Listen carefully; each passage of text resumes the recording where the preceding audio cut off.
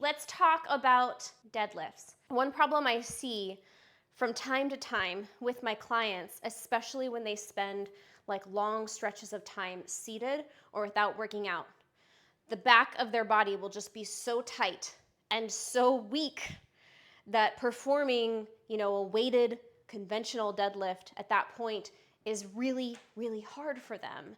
And so what I a lot of times will see, like I'll try to have them do a Romanian deadlift, and ideally what we want is the hips to go back, back, back, and the bar to move more or less straight up and down.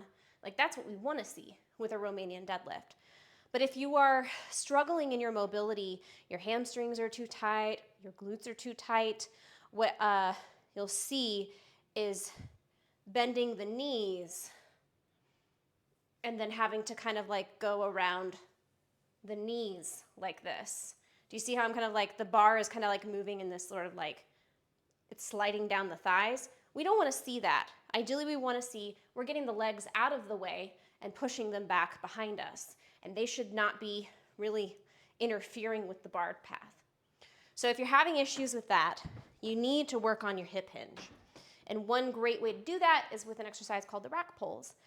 So the rack pulls are kind of like doing a conventional or a stiff leg deadlift, but the bar is going to be on an elevated surface rather than straight on the floor. And so you figure out where your sticking point is in terms of your mobility, starting with the bar being pretty high, like at the level of your knees. This is a little high for me. So, but I'll show kind of like if you want to progressively overload this exercise, what you do is you start it with it high, practice the hip hinge of picking up the bar and putting it back down through a hip hinge. And as you get better about getting your hips back behind you, then you can lower the bar down and then overload progressively with range of motion.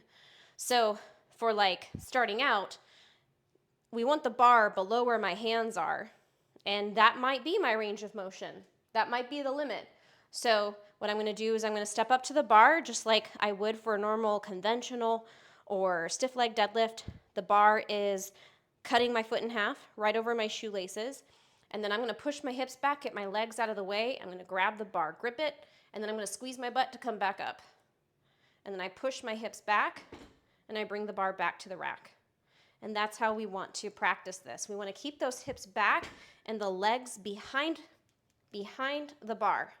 Okay? We don't want the legs coming forward and under the bar. We want the hips back. So that's the skill that we're practicing here. So we do that. We practice. If you're doing it right, you're probably going to feel your back and your glutes. And if you feel like a big pump in your back and your glutes, it's probably because you really need to do this movement. It's probably because that area is weak and tight. So we got to do our rack pulls before we start adding more to the deadlift by doing like full all the way up off the floor deadlifts. Okay, so that's rack pulls.